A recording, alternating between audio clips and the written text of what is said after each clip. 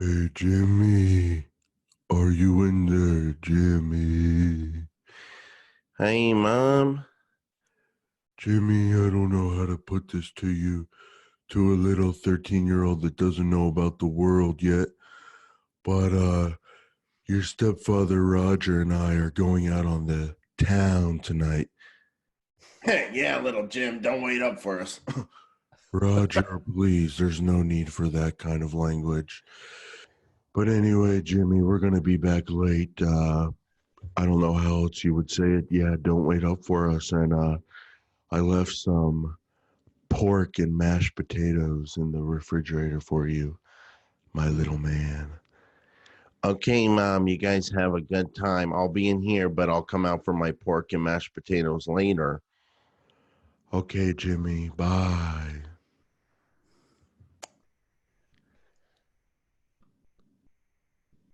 Hey, everybody. Yes, welcome back to the Patriarch Podcast. My name is Jason Rothman. As always, I'm joined by the great Chris Schaefer. He looks like an active wear Mm, male model mhm. today. He's got the Model. Yep. spiked. He's got the jacket on. He's indoors, so I don't know why he's wearing a jacket. I wish I could see those guns, those muscles, that broad neck that sometimes just looks like one muscle from his abs straight up to his neck. It's just like one thick man muscle. But I'm looking at him. He looks great. Chris, That in a was good mood? How you doing? that was I've never heard anyone talk about a neck that way. From straight up from your abs to your head is just a thick man. That's amazing. I'm gonna thick man muscle. I'm gonna change my Twitter tag to thick man muscle. That's Hope it's not taken. yeah, I'm sure it isn't. Yeah. Jason, it's a wonderful, absolutely wonderful day. All is cheery in the neighborhood. And I am excited to be here. Thank you for having me, Mr. Award winning Google Ads manager. Happy to be here with you. And thank you for joining us, dear listeners. You know, Jason, we are pushing 200 now, right? We're on Yep. episode 190, and we have a lot to be thankful for. We have a great audience, we have a good following, and things have changed in all the years that we've been doing this. We're coming up on 4 years, and today we're going to talk about what it was like when we first started the podcast, and we're going to contrast what we've learned, what's changed. I'm personally excited. I've been messaging Jason about how excited I am, and I'm not kidding. I went back and I've got some clips and things for us to share, and we're gonna hashtag remembering AdWords in this episode because guys, things have changed. How are we different? How are we managing things different? How do we build things differently?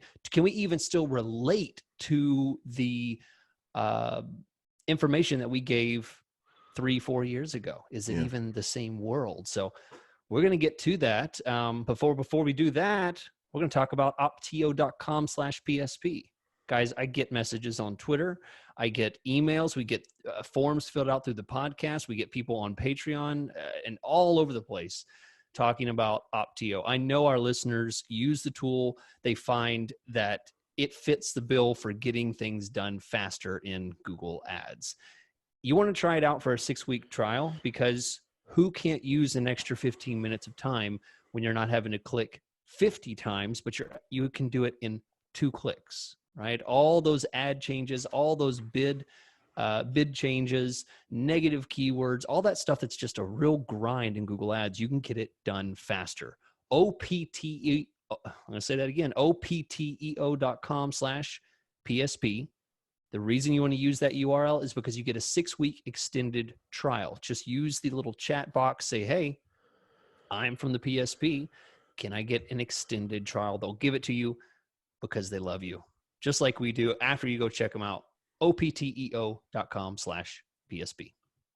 Thanks, Chris. And I want to thank Directive Consulting for sponsoring today's episode. Directive Consulting, our go-to recommendation for B2B and enterprise digital marketing campaigns. I have a very special announcement today about Directive Consulting, a new product they launched for all of our listeners, for all of the people in the digital marketing space. And I have a message from Directive. So I want to talk about Matillion. Matillion is an industry-leading provider of cloud-based data integration solutions for platforms such as Amazon, Snowflake, Google, BigQuery. Matillion delivers technology that enables companies to exploit their cloud data, providing simplicity, speed, and scale. Though Matillion is a high-profile, innovative company, they wanted to increase their organic traffic and organic conversions from ideal customers in the data transformation industry. Who doesn't want that? We all want to get more organic traffic and leads. So the Directive team focused on establishing Matillion's digital presence by building organic traffic and organic conversions. To achieve growth, they concentrated on brand awareness, link building, and website conversion rate optimization elements to keep visitors on Matillion pages. The Directive focus on establishing Matillion's digital authority led to a 2,750% increase in MQL and a 64% increase in organic conversions in one quarter. Here's where this awesome new product comes in. And if you want to learn exactly how Directive drives these types of results for their clients, you need to check out their digital marketing course called Institute. They teach you step by step, click by click, all the necessary skills required to launch your own successful digital marketing campaigns. Sign up today at directiveconsulting.com/institute, and you will get 4 lessons free of charge, completely free, 4 lessons. Once again, that's directiveconsulting.com/institute to get your 4 free lessons from the pro. So if you've heard me talk about Directive Consulting, all the things they do, organic, paid, you've heard us on the Paid Search podcast talk about Google ads and getting more traffic, you want to learn how to do it yourself, we recommend the Institute from Directive Consulting. They'll show you how to do it step by step with online lessons. directiveconsulting.com/institute, and we will have links to your Optio free trial and Directives Institute page on our show description on YouTube and the description in the podcast descriptions on the audio player. So Chris, with that said, what I love doing on the show, I love letting you open the show and you know what our show is about, and then you attempt to explain it to the audience, and then I have to come in like a 4th batter in the lineup. You don't know what that means, but it's a little something called cleanup, and I got to do a little cleanup aisle 7. Someone spilled the mayonnaise, because Chris, what you did not tell our wonderful listeners is that we have clips for them today of our second ever. That's Chris, the surprise. Yeah. I wish I could physically beat you, because like then I could hammer it home these marketing lessons. Because it's like my little student over there, I'm trying to tell you, Chris, if we're going to tell people that we're going to play clips from the second ever episode, and that's what the hashtag Remembering AdWords series is, I want to tell you that, and I want you to take notes. I want you to go, yes, sir, that's a great idea. I'll do better next time. But instead, you go with your big man chest. You go like this. Yeah, well, you know what? I was going to get to that. So, and then you know what that makes me want to do, Chris? Makes me want to put one right on that beautiful chin. But I'm not going to. Bring it. So, Chris, bring it. We have clips. Allegedly, I handed this off to you. I have full faith and confidence that you got it done. But we have clips from our second episode. It was about keywords. We're going to talk about what we said then, what we say now, and how things have changed. And the reason we're doing hashtag Remembering AdWords is because when we started, the product was called AdWords. All these episodes are back when it was called AdWords. That's what we called it in the show. And now it's Google Ads. So we thought that'd be a fun thing to kind of name this series. And if you guys like it, let us know. And we'll keep doing these kind of flashback episodes and seeing what we said. But Chris, before we start, I have a Apple review of the week, 5 stars from the United States of America. They said, Chris, you're going to love this one. Uh-oh. This review's from David, and he says, in an ever-expanding sea of time-sucking, excuse me. I love doing this. Rachel, clean me up. Make me sound better.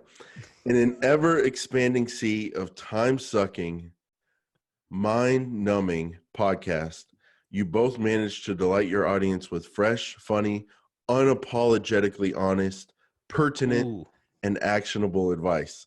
Most importantly, you deliver great content consistently week after week. I love it. Thank you so much, David. from the great country of Texas and their capital of that country, Austin, Texas. Yes. Well, that's that is, you're right. I did, like, first of all, from a fellow Texan to a fellow Texan. Thank you, sir. Tip my hat. So that's right, Jason. Today we're hashtag remembering AdWords, and it was a surprise, but Jason spoiled it. That's right. We have clips of the rarely heard, never seen episode number 2. And the reason I say never seen is because back then we didn't do videos. It was only audio. And so this is something that you can't see on YouTube. Nobody has access to it unless you go out and purchase the episode on our store. But that's not what we're here about. We're here about talking about what was it like? How has things changed? Are we surprised by the strategies that we talked about? Do they stand up now? And Jason, without further ado, I'm ready to go. This first clip that I have here is, well, let's talk about it. The name of the episode was about keyword research, and it was about finding the right keywords. So you go back and listen to that episode 2. We're talking about keyword research, what the right kind of keyword is and what they aren't. And so at the beginning of the clip, I am discussing the keyword funnel, which if you've listened to the show, I've been talking about keyword funnel since day one. So this is a very common topic. And let's listen to Chris at an early age, about 4 years younger, talk about the keyword funnel. The keyword funnel at the very top are going to be your least valuable keywords. Keywords that are going to get a lot of volume, going to get a whole lot less conversions, and likely a lot of probably cheap traffic because there's not going to be a lot of competition on it. Ideally, just the word shoes is going to have less competition because nobody's really going to advertise just shoes. They're going to advertise black running shoes or something like that. All right. So Jason, there you have it. First of all, you can tell me what you think, but I absolutely think this first clip is absolutely still the standard. It's still the keyword funnel still stands up. The relevance of broad, high funnel keywords being something that has a ton of volume can very easily be accomplished at a very cheap rate, but is not valuable. Whereas the very bottom of the funnel is expensive but valuable, and I think that is still absolutely 100% true. And we haven't really gotten into the system of Google Ads yet, but that theory, I don't see how it could ever change because that's the system of the search. When someone searches for something very broad, it's cheap and there's lots of volume. When they search for something very specific, it's expensive and there's value. Yeah, I think the funnel that you introduced me to and introduced our audience to very early on still plays a role with everything I do to this day, 4 years later. There's a few core concepts we talked about on the show. The funnel is one of them, and the kind of looser, not as ready to call in potentially and become a client or customer keywords and searches at the top. And there's more of them. The funnel's larger. You get down to the bottom, the traffic's more valuable. And the example we gave on that episode, we were talking about a CPA firm. So like someone might have a CPA firm in Dallas, and if someone does CPA companies in Dallas, CPAs in Dallas, CPA firms in Dallas, that's someone who is in Dallas ready to call someone and go in there. A higher funnel search might be like ways to save money on my taxes. That's like extreme high funnel. But if you don't have your keyword targeting right, you could show up on that. Another high funnel thing with specifically CPAs, Chris, is if someone searches for exactly a very unique tax deduction that maybe literally only maybe 30 people in Dallas search for every year, because there's only 30 people that A, have that kind of income coming in and are even thinking about that deduction, B, know about it, and C, actually have that situation where they could claim that kind of deduction. There's a lot of searches like that with the CPA, and any kind of industry has a lot of unique searches like that are kind of high funnel. They're very valuable to show up on, because if you do show up on it, someone's going to be like, oh, wow, that's great information. I'm definitely clicking on that, organic or paid. Now, the question is that person doing research going to call in and become a paying client for years to come? And is that worth the ad budget if you have a limited budget? I think that's where that comes in. So I still love the funnel. I still think about the funnel.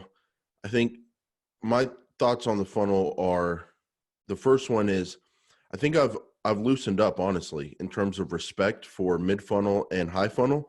I think I was a little bit militant when we started the show, just to be honest. I was in that mindset of, I learned a new skill set because I sharpened my tools here. And I know more about most people about Google Ads. I'm seeing the benefits of focusing on the low volume stuff, and I'm going to preach that on the show. Still believe in it, but I definitely think I've loosened up middle funnel and high funnel. And I have seen with different bidding, with different strategies, with different marketing systems, where you get someone warm and get them on a list and you remarket them, stuff pays off higher in the mid funnel if you have the budget for it, if you have the strategy for it. So I think that's the one thing that's changed with me. How do you feel about that, Chris? Is that, I know you'd say, yeah, you do seem like you loosened up on it, but how about for you? Were you militant like I was back then about the deep in the funnel, and have you loosened up at all, or are you still militant? Yeah. There's actually a clip. I don't know if this is part of the collection of clips that I have, but at one point, if you listen to the show, at one point, I literally say in the clip, I say, I'm never going to go after that absolute top of funnel, high volume stuff. I say that specifically. Wow. I never. That's militant. That is, yeah, that's militant. I absolutely disagree with that now. I absolutely do. I mean, it's sometimes it is valuable. There is value in it. But the thing that hasn't changed is, of course, I recognize the value of that traffic. I don't consider it to be winning traffic. I just consider it to be something worth testing, that I then control it with bids. I control it with volume. I don't let the spend get out of hand. But it's like a tool you have in your toolkit now, to a better extent. Yeah. That's what I think about myself. Yeah. And actually, I have it written down here. I'm never going to go after those high funnel searches, quote Chris, 2015, 2016. Whenever we said it. Yeah. Well, I think that's the biggest takeaway with the funnel, is like, I think both of us still respect the funnel. We still think about it every time we're talking to new clients about, like, trying to explain to them how Google Ads works, why running campaigns with us would be different than they've experienced in the past, because we focus on those lower funnel keywords primarily. But I do think it's kind of a positive quality on both of us, that we can at least admit that we've evolved, and then B, that we have evolved. Yep. And it's not, like you're saying, it's not to say we just kick it off with loose, broad match, modified and see what we get. No, it's not like that. But we now have a different tool in our toolkit, and we know if we need to go high funnel, we know it's an option. It's a viable option, and there's certain ways to do it. And that could be, Chris, one thing I think is going to come from this Remembering AdWords series. So many different episodes, ideas are going to come out of this, because I just thought, like, okay, if high funnel keywords are part of your toolkit now, how do you go after those? What's the strategy? Yeah. What do you do with match types? What do you do with bids? All that kind of stuff. So I think a lot of interesting things are going to come out of this. All right, let's go to clip 2, which is, again, about high funnel searches. People would be shocked to know how often search users click on ads that it seems like have no intent of actually calling the business. So if you could show your CPA ad on the search, when are my taxes due? A lot of people are going to click on that ad, cost you money, and then just try to get some information on your site. So I agree with you. That top level, the informational searches, you get a little bit of benefit from branding and being seen every time someone does a search related to your industry on Google. But the benefit of that is probably heavily outweighed for most advertisers with the cost of getting clicks that aren't going to turn into customers. You see, Chris, that's exactly what I was saying. The top of funnel sucks. I would never do it. And you got to focus on bottom of funnel. Now people are frustrated. They're like, well, which one is it? Well, no, I think, Chris, hearing my voice back then, I think I still agree with that as well. Like, I do think a ton of traffic is going to be wasted. A ton of click is going to be wasted. A ton of budget's going to be wasted if you're not trying to do this high funnel thing and you end up targeting or showing up on it. I still think that applies. I still think tons of people click on ads, not realizing they're ads or just trying to get information. And unless you have a mindset of trying to get that traffic and you have a strategy for how to convert that traffic or bid low enough or whatever, you are going to waste a lot of budget if you're not careful about high funnel. I still think that is true as well. Yeah. Yeah. The main thing that I was struck by this click is that when you say not so much the high funnel discussion, but more about people would be surprised how many times people click and they don't have any idea what the ad is actually saying or where they're going or the reason for the click. They just click. And hashtag remembering AdWords, absolutely still true. People still click on ads without reading them, without looking at them. They search for something that absolutely has nothing to do with what they're searching for. And it's to our fault to even show up on those, but it happens. Mm-hmm. And they click on those, and it's still true. There's no better solution than what it was back then. And it's just getting better control of the keywords. You know what I wish I could do? And, it's probably, I just wish I could do this is I wish I could get inside people's cameras on their phones, not the one that faces the out back of the phone, but the one that faces the face, And I wish I could see the drool and the dead stare that these people do when they search on Google on their phone. Like, because here's the deal, Chris. I know we're in the industry. We know what an ad is. We know what organic is. But do you ever just click on ads or click on organic listings and not know what you're no, we always know what we're clicking on.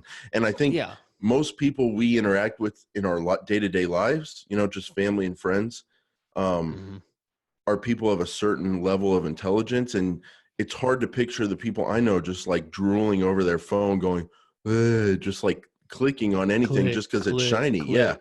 Yeah. But if you look at the search terms on a high funnel campaign, if you look at the bounce rates, if you just look at how much click volume there is out there, it does seem, again, I've never seen one of these species in the wild doing it naturally because I'm not in their camera phone and I haven't been next to them. But Chris, you've seen one up close. What do these animals look like? Well, I mean, usually it's people from what my experience, a loved one that I've watched use the internet, specifically Google, because I'm interested, it's my career. I'm interested to see what they do and what it's like. And I watch them and it happens. I totally understand the 1 second bounce rate, or the 1 second time on site, because I watch them click back, click. All right, well, break down the film for me. What they do a search, right? Right, they do a search. Okay, and then let's say they're on a phone, and then the first thing comes up. It's pretty big on the phone, above the fold, takes up most of the screen. They do a search, and then does the ad have to say what they search for? These little scaggers want to see, or no? There's no way they had time to read it, right? Because this moment it leads, or the moment that the page loads, it's click. Really? They don't look at it. Yeah, because they trust Google. The people use it as a bookmarking system. They type something and they think the first thing that shows is what I want. Click. Oh, what is this? So you're at the grocery store and you're picking out a melon, right? And the melons are in front of you, and if you put your hand forward and grab whatever you touch, it's going to be a melon because you're looking at a tray of melons. And you grab one and it's it's too squishy, not ripe, whatever. You put it back. Then you grab another one. You're like, oh, just perfect. You put it in your cart. Is that what people do with Google searches? They just believe no matter what, when they search, that's basically the topics they're going to get back because Google's so accurate, 99.99 whatever percent of the time. So they grab the melon, and then they don't even care to look at it. They're just feeling it. They go to the site. They're just oh, not what I want it back. Yeah. Yeah. Wow. Yeah. Because it's a free system. And most people don't understand that just costs someone $3, $30, $100, $972. Yeah. All right. Well, let's go to, that is, that's what, I have one more thing. And now this one is not so much about hashtag remembering AdWords. It's hashtag remembering Jason. Let's listen closely. All right. See if you I haven't can heard notice. these clips, by the way. Yeah, I love this one. If you can take a bunch of keywords, throw them at Google, say, okay, here's what I have, and then look back at that and optimize that and cut out the stuff that doesn't work, add negative keywords, all these other things, that is a real skill of an AdWords manager, not just, awareness and branding. Right. And we've got about a minute or so left in this segment, and then we'll move on to. That's it. When Jason said, so I'm talking about, success and all this stuff. But what really struck me when I was listening to this is Jason said, so we have about a minute left in this segment before we move on. Hashtag remembering Jason. Like I remember we used to have timestamps and like the amount of time we would have in each section. So we would plan it to end in 30 minutes. That's more of an internal inside joke, but that made me laugh so much because that Jason is gone. Timestamps and time requirements on the show. That's out the window. But that really, Chris, one day I just want to shock the people, and I want to do a 3-hour podcast with you, and I just want to show you the love and response that we would get from that. And okay. But you one day I'll just hypnotize you, and we'll keep going. If you use remembering AdWords hashtag and you let us know about that, maybe we can. If you really want that, we'll consider it. I'll get my energy drink and we'll try. Let's just do like a once a year New Year's Eve, like a Jimmy pajama party, like Jimmy and his mom and Roger, the stepdad, and we'll just do like a 3-hour podcast. Okay, I'll bring my energy drink and we'll get through it. All right, so let's go into the next clip. The next clip is about the first steps of keyword research.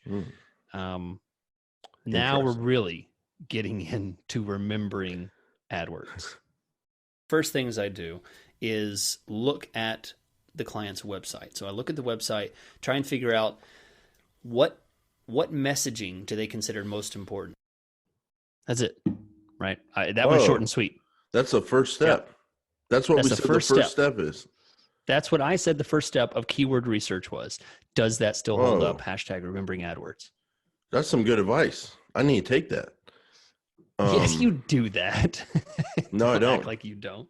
What? No. Of course, I do that with the new industry. But you know what's happened in the last 4 years is I've become a specialist inside of a specialized industry. You know what I mean? Like I work for some industries over and over, and I already know all the keywords.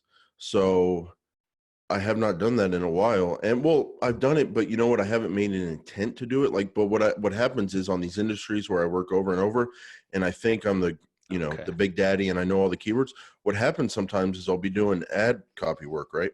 And I'll go to their website and I'll get some pages for landing pages, all that kind of stuff. And then I'll scan through their menu and I'll be like, oh, wait a second. We're not targeting that service. Like I need to be targeting that.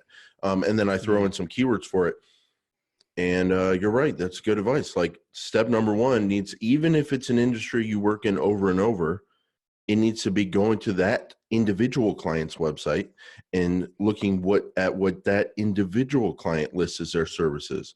I think that's great advice. The one hole, Chris, is if I work with a lot of movers, not necessarily known for their website skills. I think you could say most people would say that's more than fair to say. And a lot of times people don't list all their services on their website mistakenly, I think. So that's kind of a pitfall with that one. But yeah, that's great advice. Do you still do that as step number one all the time? Oh yeah. I think I don't necessarily work in a certain industry a whole lot, but you're right. This can certainly be a fault if you work in it enough that you just think you already know. But yeah, it's typically my first thing I do because I usually pull up the website, look at the services tab, and then just start making notes. This one, So a good example of this is pest control services. If you're working with a pest control service company, you might pull up services and it says animals, and then there's like 10 different animals that they service. There you go. You just came up with 10 new ad groups that you would probably need to focus because they have individual pages for each one of those. All right, let's go to clip 5 using, Jason, hashtag remembering AdWords, the keyword planner. All right. Oh boy. Planner is I take the URL of that service page, typically not the home page. I usually like to dig in and go to the service page, drop that into the keyword planner, and see what keywords it comes back with. That does not hold up for me at all. I absolutely do not use the keyword planner in any way, shape, or form in the way that I used to use it before. I've talked about how I build ad groups now on the show previously. Short and sweet is basically create an ad, create a couple broad keywords, then use the little blue button to look at what keywords populate in the suggestion tool. But keyword planner, not really on my radar at all anymore. I don't use it. And that changed when basically I preferred the automated keyword suggestion tool that popped up and populated based on the URL of the ad and the keywords that I've populated into the ad group itself. So yeah, that one doesn't stand up. How about you? Is that surprising? Is that still something you do? So this is just like the last one, Chris, where I've gotten so good at what I do, I'm using shortcuts, and obviously I'm doing fine. But my thing is, I think the keyword planner in its current state has a lot to offer. And I made a training video actually for our channel, the Paid Search Podcast YouTube channel, where I did a pretty extensive screen share video about training in the keyword planner. And it's hard for me to even remember the old one that much, but the new one, it took a little while to get used to, but it has a lot of cool features. It really does. And one thing, so no, I don't use it that much, because what I do, Chris, is like you're saying, you look at the client's website, my biggest thing is I go to Google and I do searches. And Yep. I just do searches, and I look at the related searches at the bottom. I look at the suggestions, and then just based on my experience, I'm able to come up with a lot of keywords and different ad group ideas. And then, like you're saying, single ad group campaigns or whatever we're calling it, you throw those in there, protect your quality, but you can get a lot of search term data. And most of my keyword building is just based on search terms that come in and then expanding them.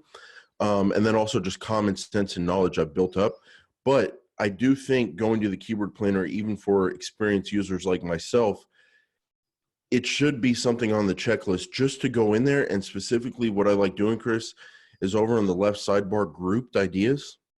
If you type a word like movers in there and then you go to grouped ideas, they'll group all the different ways they want to present to you that people search for movers. You can get a lot of good negative keywords. If you don't want to target competitors, you'll see who the bigger search competitors are and get their negatives right from the start. It'll have things in there like, people search for long distance, they search for office moves. And it just kind of, I like kind of double checking my work with that grouped ideas feature of the current keyword planner. And I don't even remember if that used to be in the old one or not, but I like the keyword planner, but No. I probably don't use it enough. If I remember the old planner, it was a drop down. They didn't have a grouped system. They had a drop down system where they would have topic and then a tree that you could expand, and it would show all the 10 keywords in that topic, which was wonderful. But okay, that's a good point. It's a good point. Different strategies there, but that's why I love to be here, is because that's we can each have different tactics on that. Can I say one thing, one, Chris? Can I say one thing about the keyword planner? I like how they have broadened your search. They give you more ideas, like the words relocation, household moving, all that kind of stuff. But there's still some weird things in there. Like I type in movers OKC, location set to Oklahoma City, and one of the suggestions is movers Philadelphia. So yes, I know someone might be searching for movers in Philadelphia from Oklahoma City. I get that. But that's just one thing. I'm not seeing it so much with the current one, but definitely with the old one, they would give you some weird location keywords that were high volume generally.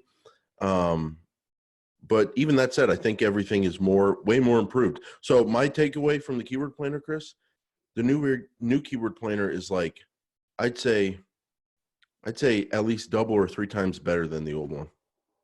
Yeah, I agree with that. All right, let's get into something that I don't think is going to be too controversial, but I thought it was an interesting clip. the kind of keywords that you may not have thought of, right? This is the beginning of the keyword research. So what you don't do is you don't suddenly grab 50, 60, 70 of these keywords and copy and paste them into an ad group. What you do is, I like to have a piece of paper. I have my big writing tablet that I usually come up with ideas on, and I start generating themes, right? I look at what's on that web page, I look at the keywords that Google returns, and I start generating things. Okay, CPA. So geoterms is a theme. Business CPA, right? Someone, or a personal CPA, someone who's doing personal returns. Jason, that absolutely is something we talk about all the time. Themed ad groups. I mean, we've done multiple episodes on that. I wouldn't say that it's too controversial at all. That absolutely holds up. Hashtag remembering AdWords. Because themed ad groups is something I still do and will continue to do as long as it's a viable solution. One thing that I have changed on is I used to build campaigns with 15, 20, 30 ad groups for all the different themes that I can possibly think of. It's embarrassing, frankly. That's gone. That is absolutely not the case. I mean, I just got off the phone before we started recording here with a client. I built his new campaign for him. Jason, it had like 4 ad groups in it. Question for you. Proud to show it to him. You were proud to show. You stood outside that liquor store and you surprised people in your trench coat, and you were just proud to show it to them. But my question is, Chris, did they want to see it? That's what I'm asking here. So when you showed that to him and he was like, "Oh, you're the great Chris Schaefer, blah, blah, blah," and you were like, "All right, hey, Bill, here we go. Here's what I got for you. Open up that trench coat." Did he go, Boom. "Wow, this is genius, Chris. Like the way you've just simplified this process, and you're actually going to get me great results and know what you're going to do, and it's going to grow over time. And I can see that right from the start, and you're different than anybody I've worked with before.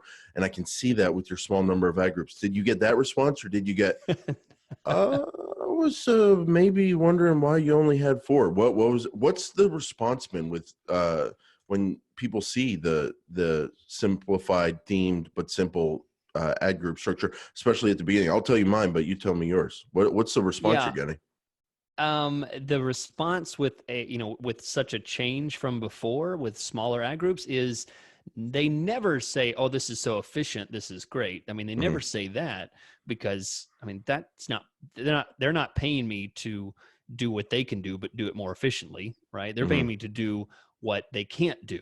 So as long as those 4, 3, 5 ad groups contain all of the arenas they want to play ball in, then we're good, right? But if I only showed him 4 ad groups and he's like, "Hey, where's this? I don't see any keywords around this." As long as those hit and they all cover the areas he wants to focus on, and he knows that it's going to grow and change over time, then we're good. So that's usually the response that I get. As long as I'm hitting those, then they don't care. So I have 2 responses from individual clients. They don't care, because that's why they're hiring me, because they trust me. They know my job is to get Google Ads results. And if I told them with my mouth, we're going to show up on these different searches, trust me, like we will, then that's all they want to hear. Like they know I'm showing up I'm going to show their ads on the right searches, and they're confident in that. The one area where I get some pushback is when I work for agencies, and they look at the campaigns I build, and some of them just flat out say, like, it sounds like they're still in sell mode, and they're like, "I told the client," they literally say this, "I told the client we're going to make this awesome. We're going to build it out so great. And this is it. This is it. We got to build this out to the," I don't even know the stupid phrases they use, but like I don't even know what they say, but it's like to the max, or all the nines, or something about the nines. Ninja. We're ninjas. We're going to have, amazing ninja skills in Google Ads. This isn't ninja style. There's only 4, Yeah. And so then I have to battle, well, like a rock star. I have, well, that's why I'm managing the campaign and you're not. And like, I just shut up. I'm like, let me do my thing, or don't, and I'll be gone. Like, that's fine with me, but I'm not bending on that. Like, the reason I do these small when possible, number of ad groups and themed ad groups, is because that is what allows for amazing performance and management as we start getting data. Chris, you would be shocked at some of the things I'm forced to do by different agencies and clients where they have different strategies set up, and basically the result is the number of campaigns and ad groups gets multiplied by a number that would make you throw up. And I was thinking about the other day, I was patting myself on the back like I'm known to do. And I was like, you know what, Jason, you're doing such a great job, despite the fact that these clowns are holding back the campaign with their stupid structure that that there's just they're making me do it, you know? So the whole short number of ad groups, themed ad groups, to me, the biggest part of that is for the management that comes, and it definitely yields results there. But having too many keywords, us saying that 4 years ago, the only kind of feedback I would give myself then is I would come into the room, I would smack the back of my head, and I would say, hey, dummy, like, it's going to take you 4 years to learn this lesson. It doesn't have to, but it's going to. And you should be learning it right now. Because I think that's one of the biggest things I've changed over the years is too many keywords, too many ad groups, too many campaigns. It doesn't pay off. Yeah. All right. This next one, we have Jason, who says something very specific, and I want to know, does it hashtag remembering AdWords still hold up? So here we go. All right. And cut. Jason, on these next two clips, they are specifically talking about, they don't mention any names, but they talk about shortcut software, research tools to spy on advertisers, and we give our opinion about those. Do you want to include those? We don't say anyone's names, and personally, I don't think we would ever take these as an advertiser on our show, so I'm fine crapping on them, but those next two are about that. Should we put it in Patreon, or do you want to put it on the show? Your choice. Patreon. Do we have other stuff for this show? This one. No, this is the clip 7 is good. These next two are all right. Yeah, let's do Patreon on those. Okay. All right, here we go. I combine a word like CPA or a word like CPA in with a list of all the different suburbs and geo keywords like Houston, Sugarland, Woodlands, and I use Excel to combine every single one of those combinations. I put that long list in Google and find any of the different combinations that people are searching for. It's an advanced thing to do, but and we're not going to be able to get into the formulas in Excel and all that. But the mindset is using the keyword planner to find every single kind of combination of those money keywords that Chris was talking about, those really relevant keywords. I'm obviously I've upset Jason because I literally let him lead into how he would slap himself in the head, and then I play back the old Jason that you know what kind of strategy that is, Chris? That's it. This is what a banana would look like if it was using that kind of stupid strategy. Now, I will say, Chris, man, Excel, Jason. No, Excel. Chris. So here's old school remembering hashtag remembering AdWords. Jason cracks out his Excel spreadsheet and starts cranking out an advanced strategy. I just love that one because Jason absolutely has emerged from a cocoon of advanced cellular to what he is now. Hey, but you know what, Chris, after listening to that, I might go back to that just for the sake of signing up, selling clients and sounding more smarter than people, because I was listening to that and I was like, okay, that's the dumbest thing I've ever heard. Number one. So let's get that out of the way. Obviously good. I don't agree with that because that's stupid. That's not the way I build campaigns anymore. But man, does that sound good? Does that not sound like, good. Whoa, you do that with Excel when you do it? That's not what I do when I did my own campaign. I need to hire you. Yep. Yeah. Yep. So, Chris, there's agencies that do that. I mean, to this day, that's the kind of stuff they talk about on their calls. So, to be clear, that's funny, and it upsets Jason because it is the absolute polar opposite of what we were talking about. Too many keywords, by definition, means pulling out your Excel spreadsheet and having it automatically multiply and add hundreds and hundreds of variations, and then creating multitudes of keywords and ad groups, and then It's just writing it's just tons and tons of ridiculous. ads. It's just ridiculous because the system does a lot of that for you, and also it kind of screws up the system. Like if you've got literally 15 or 20 keywords that all basically could be triggered by the same search, then you're just multiplying your data out and not getting good data to make decisions on. So I don't do that at all anymore. But Chris, it does not sound dated at all when I think about the way No, it doesn't. agencies sell That's to a good people. point. That's a good point. It's not dated. It's just, it's dated for us as far as our Yeah. strategy and our knowledge and our experience. So hashtag remembering AdWords, it's totally, you could go out there and search AdWords keyword Excel strategies, or Google Ads keyword, Excel strategies. And there would be blogs and blogs and blogs and YouTube videos about that kind of stuff. Absolutely. People still do it. Personally, we don't believe in it anymore. I just can't get the words out of my mouth when I'm talking to potential clients to kind of behave that No. way. You know what I mean? I can't. Like I just lie. can't I'm even not act gonna- like that. Yeah. I'm not going to lie to them and make them think that, yeah, it's absolutely just not what I'm going to do. All right. So we have a couple more, but first we got to tell you about what you're missing out on by not checking out opteo.com/PSP for your 6-week extended trial. Great system. Get things done faster. So you have ads, bids, negative keywords. You want to know, are your budgets going to end up where they need to be? Are there any alerts on your account about CPAs or return on ad spend that's not hitting the goal? You want to see things outside of the standard Google Ads interface? This is the tool for you. Great system. Lots of our listeners have tried it and liked it and continue to use it to this day. I personally hear from people just this week on Twitter, people talking about it. So opteo.com/PSP to get your 6-week extended trial. Just chat them up on there. Say, hey, can I have my extended trial, please? They'll say, yes, sir. And you're good to go.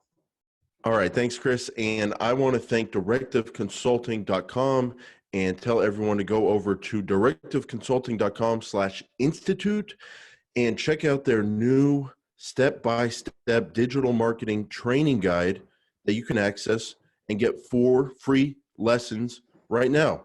PPC, SEO, conversion rate optimization, analytics and optimization. They have over 40 videos, 13 hours of content. The pricing, I think, is awesome. And if you're in the industry and you want to see what other people are doing and brush up your skills, if you're in-house and want to learn as quickly as possible, if you're a student and you want to acquire the skills that employers need in today's workplace when it comes to marketing, check out directiveconsulting.com/institute, PPC, SEO, analytics, conversion rate optimization, training videos, training guides, step-by-step. You can learn how to do it all. And when you sign up, you'll get free 4 lessons today, 4 free lessons today. Sign up at directiveconsulting.com/institute. All right, Jason, we have 2 more clips, and these clips are hot takes that are not going to be available to the general public. If you want to hear these last 2, which are a bit more controversial, you got to go to our Patreon and sign up for our after show extended discussion. $2 a month for the audio feed, $4 a month for the video feed. Very affordable. And especially it's going to be valuable for those out there that are in the Google Ads industry, that are in the marketing industry, that are in the PPC industry, because we talk about in industry stuff a lot there, which we have some really hot topics to talk about today. So be sure and check that out.